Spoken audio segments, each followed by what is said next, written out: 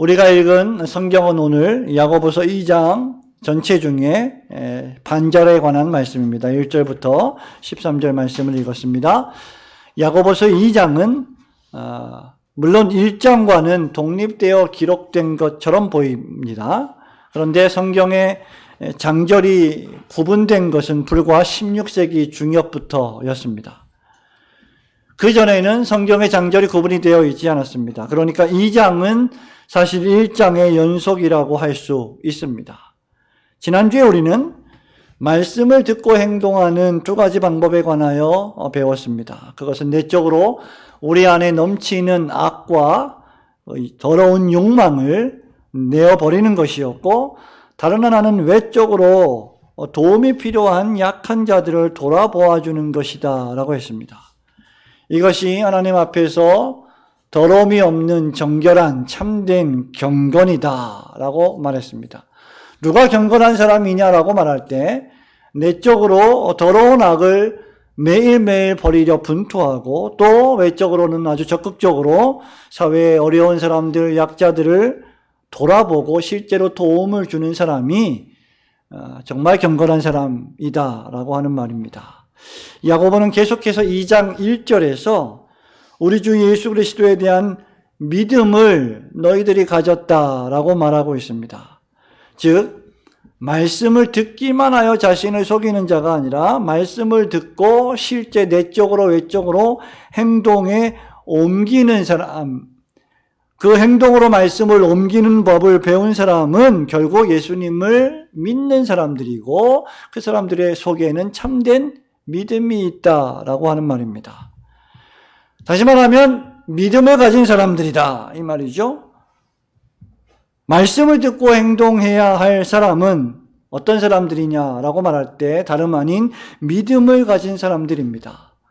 내가 믿음을 가졌다라고 말하려면, 그리고 그 믿음이 참되다라고 인정을 받으려면 그 말씀을 듣고 믿음으로 받은 그 말씀을 삶에서 하나하나 낱낱이 지켜나가야 한다는 말입니다. 여러분이 잘 아시다시피 이 야고보서는 어떤 편지입니까? 믿음의 실천에 관한 편지입니다. 믿음과 행함의 관계를 아주 자세하게 기록한 편지입니다. 오늘 우리가 읽은 2장 끝까지 읽지 않았습니다만 마지막 26절에 보면 결론을 어떻게 맺고 있습니까? 행함이 없는 믿음은 죽은 믿음이다 라고까지 했습니다. 그러니 누군가 믿음이 있다, 나는 믿는 사람입니다, 나는 믿음을 가지고 있습니다 라고 말하는 것만으로 충분하지 않다는 것이죠. 믿음이 있노라 라고 말한다면 반드시 행함으로 그 믿음을 웅변적으로 증거해야 한다는 말입니다. 믿는 자는 행동해야 하는데 오늘 2장에서도 동일하게 믿음을 가진 신자가 행동으로 옮겨야 할 두 가지에 관하여 말하고 있고, 그 이유를 또 밝히고 있습니다. 그래서 오늘 저녁에는 너희가 믿음을 가졌으니 라는 제목으로 두 가지를 살펴보려고 하는데요. 첫째로, 믿음을 가진 신자는 어떻게 행동해야 할까라고 할 때, 믿음을 가진 신자는 사람에 대한 평가의 기준을 외모가 아닌 믿음으로 세워놓아야 한다는 말입니다.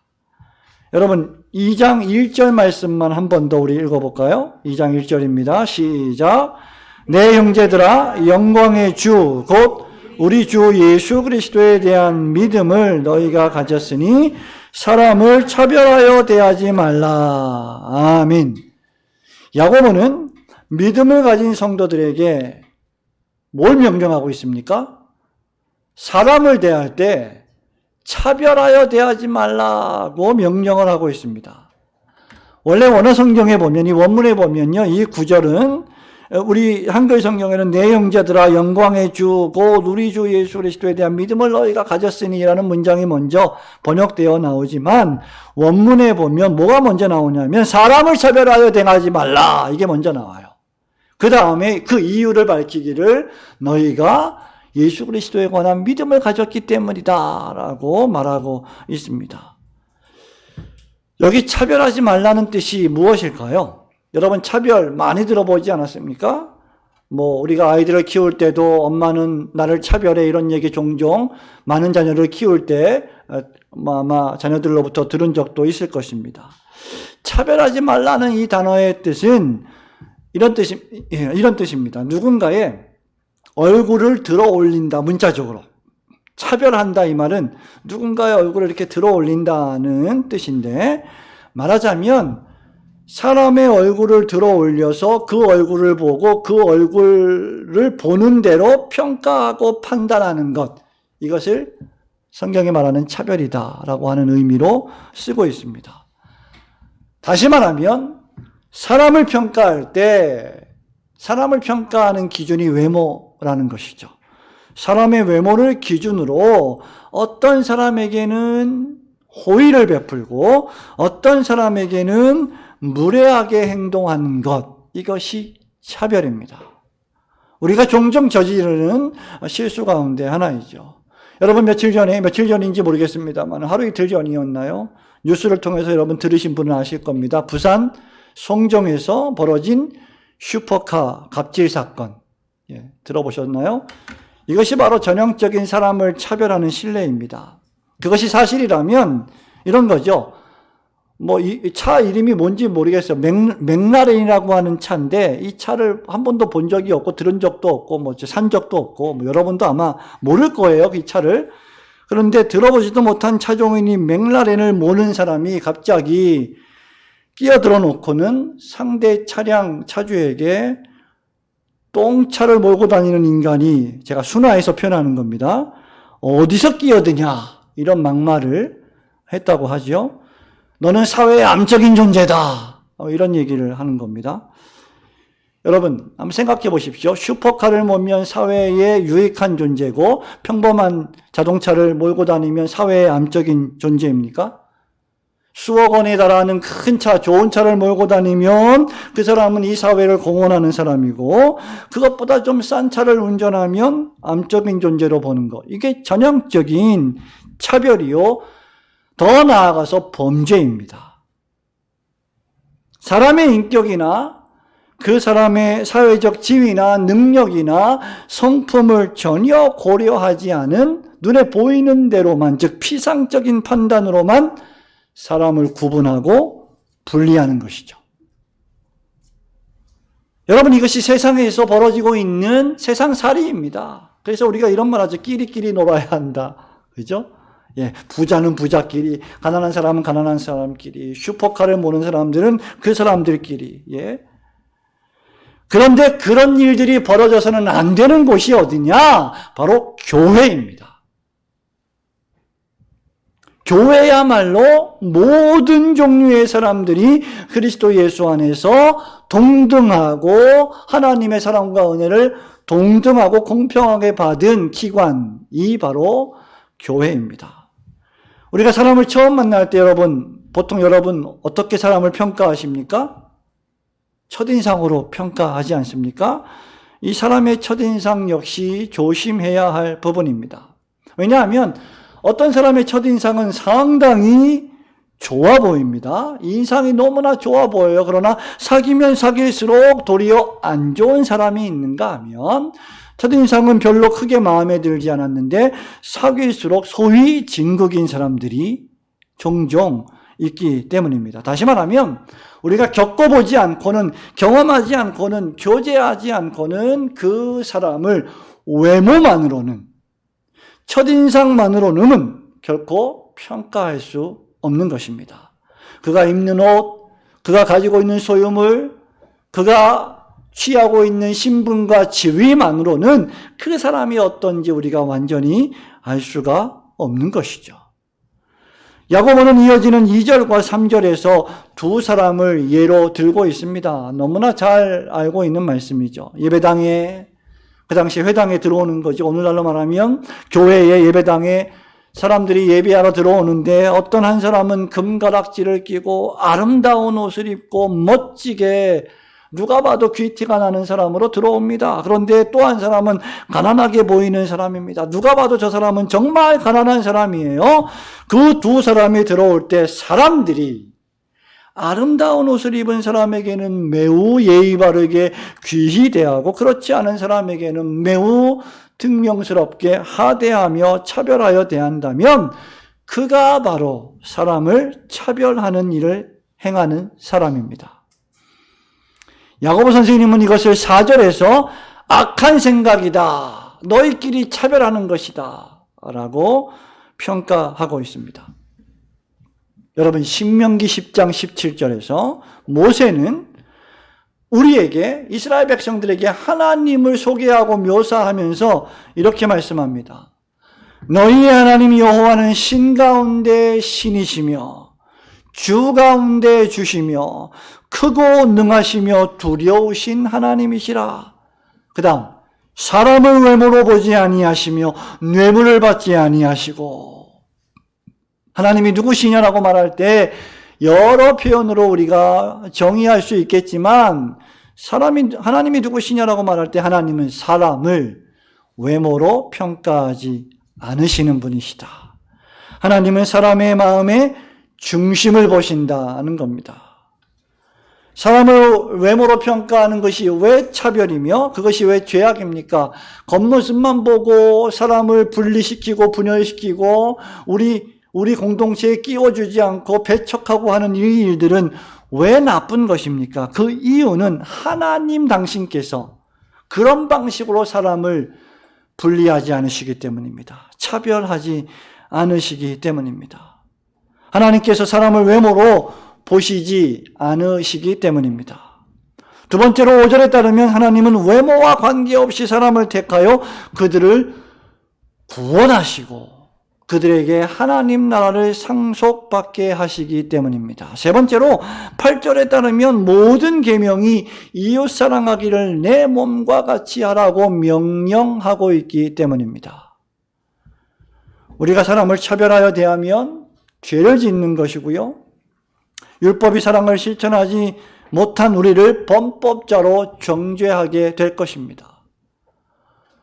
우리 예수님께서 우리에게 뭐라고 말씀하십니까? 너희의 의가, 너희의 착한 행실이, 선한 행동들이 바리새인과 서기관의 것보다 더 낫지 않으면 결단코 천국에 들어가지 못한다 말씀하셨어요. 그것이 무엇입니까? 너희에게 잘해주는 사람에게만 잘해주면 무엇이 유익하리요?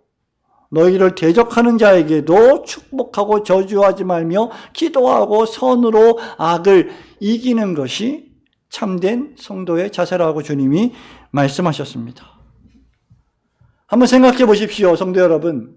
만일 하나님께서 오늘 밤에 우리를 외모로 평가하신다면 하나님 앞에서 인정받을 만한 자가 누가 있겠습니까? 아니 하나님이 우리의 마음의 중심을 보시는데 우리의 마음의 그 악한 생각, 의도 속에 있는 숨겨진 모든 행동들, 말, 생각, 행동 이 모든 것들로 평가하신다면 그 앞에서 의롭다함을 받을 만한 존재는 아무도 없을 것입니다. 그리스도 예수가 아니시면 우리는 100번, 1000번, 10,000번 저주를 받고 멸망을 당할 것입니다. 우리가 외모 때문에 구원을 받을 수 있다면 구원을 얻을 자가 누구일까요? 여러분 외모에 자신 있는 분이 얼마나 있습니까? 저는 정말 목사님 외모에 자신이 있습니까? 자신이 있습니다. 이렇게 생각하는 분들은 속된 말로 자뻑클럽 회장님들입니다. 스스로 자기한테 막 높이 평가하고 자기를 대단히 아주 귀한 사람이라고 생각을 하는 거죠. 그러나 우리가 사심 없이 우리의 마음을 우리 스스로 점검해 본다면 우리는 하나님 앞에서 결코 내세울 것이 아무것도 없는 사람들입니다. 주 예수 그리스도께서는 모든 사람을 위하여 십자가를 지셨고 피를 흘려 주셨습니다. 우리 주님께서 우리에게 주신 구원은 남녀노소 빈부 귀천이 없이 모든 일을 위한 평등한 구원입니다. 많이 배웠던 적게 배웠던 학위가 있던 학위가 있지 않던 신분이 높건 신분이 낮건 사회적인 위치가 존경을 받건 그렇지 않건 누구든지 주 예수를 믿으면 회개하고 주 예수를 믿으면 구원을 얻습니다. 하나님은 누구든지 예수를 믿는 자를 구원하시고 그들에게 약속하신 하나님의 나라를 유산으로 상속해 주셨습니다. 우리가 주님으로부터 받은 구원과 하나님의 나라가 이루어질진데 과연 우리가 누구를 차별하여 대할 수 있겠습니까? 참된 신자는 그렇기 때문에 부유한 자이든 가난한 자이든 그리스도의 복음의 정신으로 항상 공정하게 대해야 합니다. 그러므로 여러분이 누구를 대하시든지 외모가 아닌 믿음과 그리스도의 십자가 사랑으로 사람들을 선대하시는 성도님들이 되시기를 주님의 이름으로 축원합니다. 두 번째로 믿음을 가진 신자는 긍휼을 행하는, 사랑과 긍휼을 행하는 그리스도인이 되어야 합니다. 자, 12절과 13절 말씀 한 번 더 읽어볼까요? 시작. 너희는 자유의 율법대로 심판받을 자처럼 말도 하고 행하기도 하라. 긍휼을 행하지 아니하는 자에게는 긍휼 없는 심판이 있으리라. 긍휼은 심판을 이기고 자랑하느니라. 아멘. 여러분, 사람을요, 우리가 외모로 평가하여 차별하지 않는 것이 믿음을 가진 사람들이 취해야 할 소극적인 태도라고 한다면 우리는 거기서 더 나아가야 됩니다. 더욱 적극적으로 성도들은 다른 사람들을 어떻게 대해야 하느냐. 야고보 선생님은 우리에게 너희가 상대하는 모든 사람들을 향하여, 특히 교회 안에 다른 성도들을 향하여 긍휼을 행하는 신자가 되라, 이렇게 명령하고 있습니다. 진정한 성도는 동료 그리스도인을 향하여 긍휼을 행하는 사람입니다. 그러면서 12절에서 뭐라고 말하냐면 우리가 다 심판받을 자처럼 말하고 행동하라고 권면하고 있습니다. 저와 여러분이 우리가 생각하고 말하고 행동하는 모든 일에 하나하나 전부 다 언젠가는 하나님으로부터 판단받을 것이라 생각하고 말하고 행동하라는 거죠. 사람을 대할 때. 쉽게 사람을 대하지 말고. 여러분, 성경 도처에서 모든 사람들이 심판을 받을 것을 명시하고 있습니다. 대표적인 성경 가운데 하나가 히브리서 9장 27절이에요. 무슨 말씀입니까? 사람에게 한 번 죽는 것은 정하신 것이요 그 후에는 심판이 있으리니 라는 말씀이죠. 또한 고린도후서 5장 10절에서도 바울이 이렇게 말합니다. 이는 우리가 다 반드시 그리스도의 심판대 앞에 나타나게 되어 각각 선악간에 그 몸으로 행한 것을 따라 받으려 합니다. 모든 사람들이 반드시 그리스도의 심판대 앞에 서게 될 날이 온다는 말입니다. 마지막 날에 우리가 행한 일에 따라서 우리 모두가 심판을 받게 됩니다. 그렇기 때문에 오늘 저녁에 야고보 선생님 우리에게 뭐라고 말해요? 너희는 더욱 긍휼을 따라 행하라. 긍휼을 실천하라. 이렇게 말하고 있는 거예요. 심판을 생각하면서 긍휼을 실천해라. 여러분, 그러면 이 말은 우리가 긍휼을 행하지 못하면, 긍휼을 실천할 때 한 번이라도 긍휼을 실천하는 일에 실패하면 우리가 심판을 받고 멸망을 당한다는 말입니까?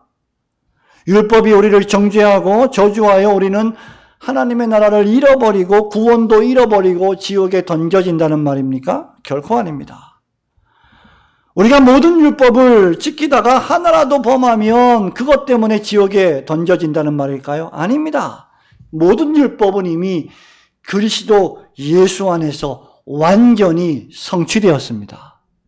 우리가 구원을 받기 위하여 성취할, 이룰, 지켜야 할 율법은 단 하나도 없습니다.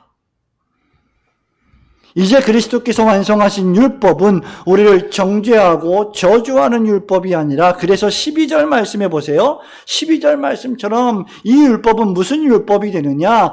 자유하는 율법이 됩니다. 자유케 해주는 율법이 되는 것이죠. 율법을 모두 성취하시고 완성하신 그리스도께서 우리에게 전가하여 주신 의에 기초하여 예수님이 우리를 위하여 성취하신 율법을 그리스도 예수 안에서 우리는 기쁘게 즐겁게 지켜나가는 것입니다.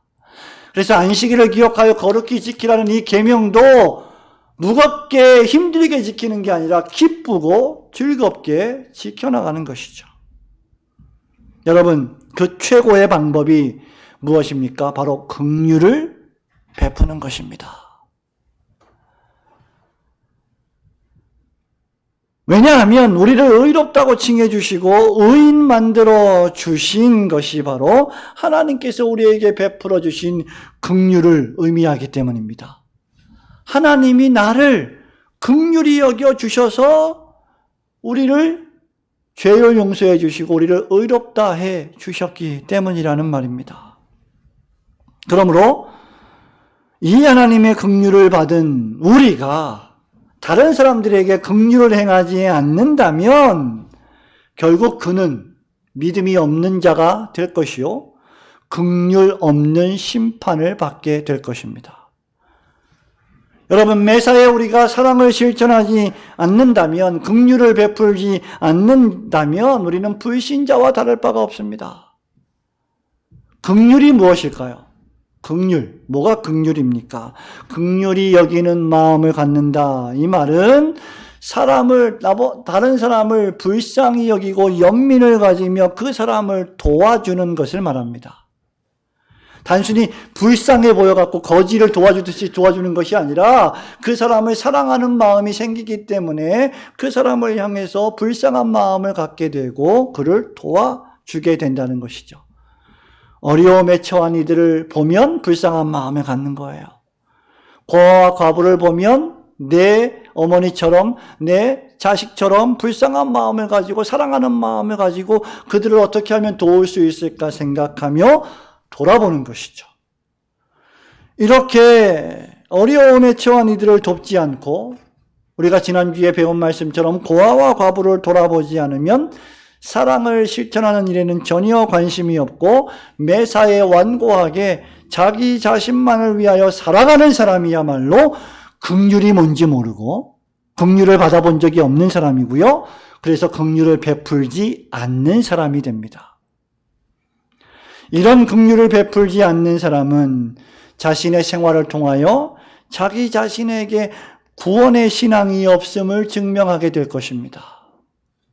결국 그는 하나님의 심판을 면치 못하게 될 것입니다. 그러나 긍휼을 행하는 사람은 매일매일 말씀을 듣고 매주일마다 말씀을 듣고 그 말씀을 자신의 마음에 먼저 새겨놓고 그 말씀대로 다른 사람을 향하여 나보다 다른 사람을 낮게 여기며 그를 불쌍히 여기고 그에게 무엇이 필요한지를 생각하며 그의 친구가 되어주는 이 긍휼을 행하는 사람은 뭘 이겨요? 심판을 이깁니다. 13절에. 그리고 마침내 자랑하게 될 것입니다. 하나님께서 모든 사람에게 긍휼을 베푸시면서 오래 참으시듯이 성도에게 모든 사람이 오래 참으며 긍휼을 베풀 대상이 됩니다. 오늘날 긍휼이 필요 없는 사람은 아무도 없습니다. 여러분, 우리가 교회를 목회를 하면서 교회를 섬기면서 신앙생활을 하면서 얼마나 많이 오래 참아야 합니까? 어떻게 보면 교회에서 신앙생활 한다는 것은 오래 참는 거예요. 오래 참는 게 뭡니까? 긍휼을 베푸는 거예요. 불쌍히 여기는 마음을 가지고 얼마나 힘들까? 얼마나 참 어려울까? 얼마나 힘들고 어려우면 이렇게 참 하나님 섬기는 일이 어려울까라고 생각하며 또 참아주고 또 인내하며 그가 하나님을 잘 섬기고 사랑하는 수준이 될 때까지 기다려주는 것, 그것이 긍휼입니다. 오늘날 긍휼이 필요 없는 사람은 아무도 없어요. 여기 앉아 계신 여러분이나 또 이 예배에 참석하지 못한 모든 성도들, 또 세상에 있는 모든 사람들이 사실은 긍휼의 대상입니다. 모든 인생이 깨어진 인생이죠. 아픈 인생입니다. 어떻게 보면 영육으로 병든 인생입니다. 불완전합니다.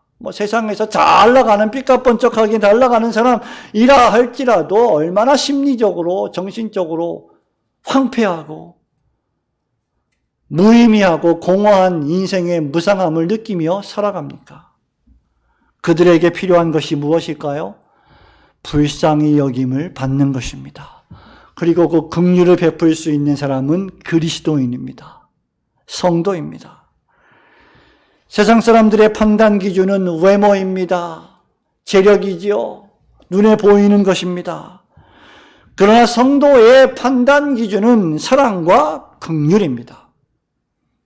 하나님께서 우리를 사랑하시고 우리에게 긍휼을 베푸셨기 때문이죠. 시편 145편 9절에서 다윗은 자신의 인생을 반추하면서 이렇게 말합니다. 여호와께서는 모든 것을 선대하시며 그 지으신 모든 것에 긍휼을 베푸시는도다. 우리 복음성가 가사 가운데 이런 가사 있죠. 하나님 한 번도 나를 실망시키신 적 없으시고 언제나 공평과 정의로 나를 지키셨네. 오 신실하신 주. 오 신실하신 주.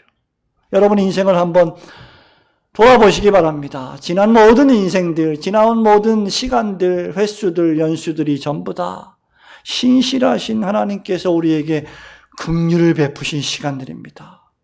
죄와 악의 구렁텅이에서 빼내옴을 당했든지, 어려운 사건과 사고에서 구출함을 입었든지, 기쁨과 즐거움 속에 축복을 누렸든지 관계없이 어떤 상태에 있었든지 간에 우리는 하나님의 긍휼하심을 입은 사람들입니다. 그렇게 다윗은 또 시편 40편 11절에서 이렇게 간구합니다. 여호와여 주의 긍휼을 내게서 거두지 마시고 주의 인자와 진리로 나를 항상 보호하소서. 여러분 부모님들이요 우리 자녀들에게 긍휼을 거두면 더 이상 긍휼을 베풀지 않으면 자녀들은 사랑을 받지 못하죠. 자녀들 입장에서 부모님의 사랑과 긍휼이 얼마나 소중한지 자녀들은 잘 모릅니다. 많은 사람들이 그 자녀들이 결혼하고 아이를 낳고 자식을 키울 때 그러한 감정을 느낄 때 비로소 철이 든다라고 이야기를 하죠. 어쩌면 우리는 아직도 우리를 향하여 베풀어 주셨던 그 수많은 긍휼을 사실은 아직도 잘 모를지도 모릅니다. 신앙적으로 철이 덜 들어서 아직도 그 엄청난 사랑과 긍휼을 완벽하게 이해할 수 없을지도 모릅니다. 그럼에도 불구하고 우리가 조금이라도 하나님의 긍휼을 받은 사람이라면 그 긍휼하신 은혜에 감사하고 그런 긍휼을 받았기 때문에 내가 오늘도 만나는 모든 사람들에게 그 하나님의 사랑과 긍휼을 베푸는 성도들이 되어야 할 것입니다. 여러분이 하나님의 사랑과 긍휼을 입었으니 만나는 모든 사람들에게 그 하나님의 사랑과 긍휼을 행하시는 성도들이 되시기를 주님의 이름으로 축원합니다. 사랑하는 성도 여러분, 말씀을 맺습니다. 여러분이 만나는 모든 사람들은 명심하십시오. 신뢰와 의지의 대상이 아닙니다. 사랑과 긍휼의 대상입니다. 심지어 나의 원수조차도 사랑과 긍휼의 대상입니다. 용서의 대상입니다. 그리고 우리가 믿고 의지할 분은 오직 한 분 살아계신 하나님 뿐이십니다. 우리가 믿고 의지하는 하나님께서 우리에게 사랑과 긍휼을 베푸셔서 하나님의 자녀 삼아 주셨으니 우리 역시 다른 사람들에게, 내 남편에게, 내 아내에게, 내 자녀에게, 또 나의 부모님에게, 우리 성도들을 향하여 사랑과 긍휼을 베푸는 믿음의 사람이 되어야 할 것입니다. 어떤 사람에게 믿음이 있느냐 없느냐, 어떤 사람이 경건하냐 경건하지 아니하냐를 판별하는 여러 가지 근거 가운데 하나가 과연 그에게 사랑과 긍휼의 마음이 있느냐 없느냐일 것입니다. 만일 우리가 교회 안에 있는 다른 성도들을 사랑하지 않는다면, 그리고 긍휼히 여기지 않는다면 우리 스스로 하나님의 사랑과 긍휼에서 우리를 제외시키는 사람이라는 것을 드러내게 될 것입니다. 반면에 우리가 사랑과 긍휼을 계속 실천한다면 우리가 하나님의 사랑과 긍휼을 입은 사람들이라는 사실을 증명할 것입니다. 동시에 우리에게 참된 믿음이 있고 영광의 주 예수 그리스도에 대한 믿음이 있다는 것을 증명하는 성도로 나타나게 내게 될 것입니다. 그러므로 성도 여러분, 하나님을 사랑하십시오. 여러분의 교회를 사랑하십시오. 여러분의 교회에 있는 성도들을 사랑하십시오. 만일 여러분이 주 예수 그리스도에 관한 믿음을 가지고 있다면 더 이상 사람을 외모로 차별하지 말고 동시에 만나는 모든 사람들을 사랑과 긍휼로 위하여 기도하고 돌아보아 주어 하나님의 나라의 복음을 전파하는 성도들 되시기를 주님의 이름으로 축원합니다. 아멘.